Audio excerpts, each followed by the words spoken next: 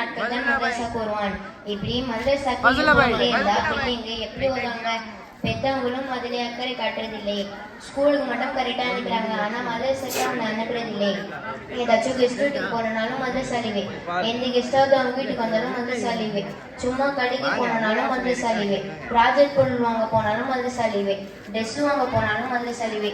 இது விட பெரிய குடும்பம் என்ன தெரியுமா? வீட்டில் டீ போட்டு லேட் ஆயிடுச்சுன்னா அதுக்கும் மதரசா லீவு. இப்படி மதரசாக்கு லீவ் போட்டுட்டே இருந்தா பிள்ளைங்க எப்படி ஓதுவாங்க? பெற்றவங்களும் ஒழுங்கா அக்கறை காட்டுறதில்லை. என் பிள்ளை ஒழுங்கா ஓத மாட்டான், குரான் தொடங்கல, கம்ப்ளைண்ட் மட்டும் பண்ணுவாங்க. லீவ் எடுக்காம ஒழுங்கா வந்தா தானே நல்லா ஓதுவான். நீ சொல்றதுலாம் சரிதான், ஆனால் லீவ் எடுக்காம வரணும். புள்ளிங்க சீக்கிரமா வருது. அதுதான் மதரசாலை ஒழுங்கா ஓதிக்கிட்டு கொடுத்து நினைச்சான். மதரசாலாம் நல்லா தான் ஓதி கொடுக்குறாங்க, பெற்றவங்க தான் பிள்ளைங்களே ஒழுங்கா அனுப்புறதில்லை.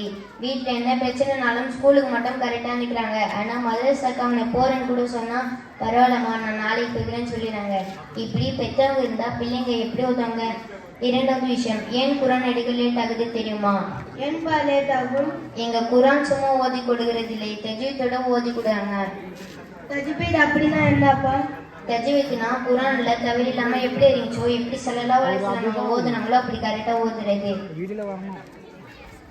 ஏன் தஜ்வீத் இல்லாத குரான் ஓதுனா என்ன?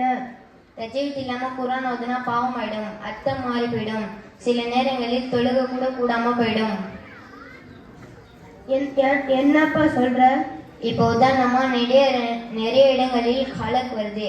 கலக்னா இறைவன் படைத்தான் அர்த்தம். ஒருத்தன் தஜ்வீத் தெரியாம அந்த அர்த்தத்தை மாத்தி ஹலக் படிச்சா இறைவன் சிறந்தான் அர்த்தம் வந்துடும். அதே வார்த்தையை மாத்தி ஹலக்குன்னு படிச்சா இறைவன் அழிந்து போனான்னு அர்த்தம் வந்துடும். இப்படி எல்லாம் அர்த்தம் மாறாம இருக்கிறதுக்கு தான் தஜ்வீத் சொல்லி கொடுக்குறாங்க. அல்லாஹூ, எவ்வளவு பெரிய ஆபத்து இது! ஆமா, ரொம்ப பெரிய ஆபத்து. இன்னைக்கு யாரும் அது புரிஞ்சுக்கிறது இல்லை. என் பிள்ளை குரான் அறிக்கணும்னு நினைக்கிறாங்க தவிர அவன் ஒழுங்கா ஓதுறானான்னு யாரும் பாக்குறதும் இல்லை, யோசிக்கிறதும் இல்லை. பிள்ளைங்களை விடு, இன்னைக்கு நிறைய பெரியவங்களே இப்படித்தான் ஓதுறாங்கோ, அதுக்கு என்ன பண்றது? ஆமா, என்ன பண்றது? எல்லாருக்கும் அந்த கவலை வரணும். அல்லாஹ் அது பாவம் தான், அதை அவங்க சரி பண்ணித்தான் ஆகணும். நீ சொல்றத பார்த்தா நிறைய பேரோட தொழுகை கூட போயிரும் போல இருக்கே. ஆமா, என்ன பண்றது? எல்லாருக்கும் அந்த கவலை வரணும். அல்லாஹ்வுடைய வேதத்தை ஓதுறோம், அது தப்பில்லாம ஓதணும்னு எல்லாரும் நினைக்கணும். ஆமா ஆமா, அந்த ஒரு கவலை வந்தா தான் அதை கட்டணும்னு எண்ணம் வரும்.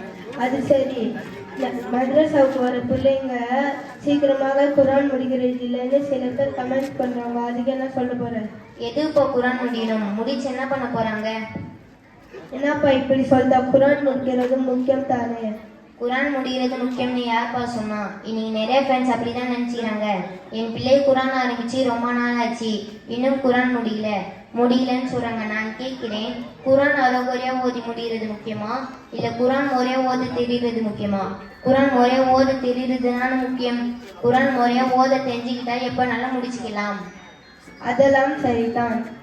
இதெல்லாம் இன்னைக்குள்ள ஃப்ரெண்ட்ஸுக்கு புரியாதனால தான் என் பிள்ளை ரொம்ப நாளா ஓதுறான், குரான் எடுக்கிறதில்லை, எடுத்தாலும் சீக்கிரம் முடிகிறதில்லை அப்படின்னு கம்ப்ளைண்ட் பண்றாங்க. இதுதான் விஷயமா? நான் கூட மதரசாவில் ஒழுங்கா ஓதி கொடுக்கறது இல்லைன்னு நினைச்சேன், இப்போதான் புரியுது.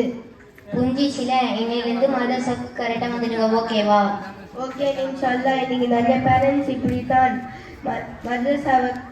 மதரசாவை தப்பா புரிஞ்சிக்கிட்டு மதரசாவில் ஒழுங்கா ஓதி கொடுக்கிறது இல்லை. என் பிள்ளை அதே பாடத்தில் இருக்கான், என் பிள்ளை இன்னும் வழி பார்த்தா தான் ஓடிட்டு இருக்கான், குரான் தொடங்கல, குரான் முடிக்கிற, அப்படி இப்படின்னு சொல்லி மதரசாவை தப்பா நினைச்சுக்கிறாங்கோ. இங்க என்ன ஆகுது, இங்க என்ன நடக்குது, இதுக்கு யார் காரணம்? நம்மளும் நம் பிள்ளைங்களை ஒழுங்கா அனுப்பலாமே நீ எந்த பேரண்ட்ஸும் நினைக்கிறீங்களே. அதனால் இனிமேலாச்சு மதரசாவை நல்லா புரிஞ்சுக்கிட்டு அதோட சத்தியத்தை புரிஞ்சுக்கிட்டு அதோட அருமையை புரிஞ்சுக்கிட்டு ஒழுங்கா அனுப்புங்க. எல்லாம் நம்ம எல்லோருக்கும் சத்தியத்தை புரிஞ்சுக்கிட்டு அதன்படி நடக்க கிருபை செய்வானாக. ஆமீன் ஆமீன் யா ரப்பல் ஆலமீன். அஸ்ஸலாமு அலைக்கும் வரஹ்மத்துல்லாஹி வபரகாத்துஹு.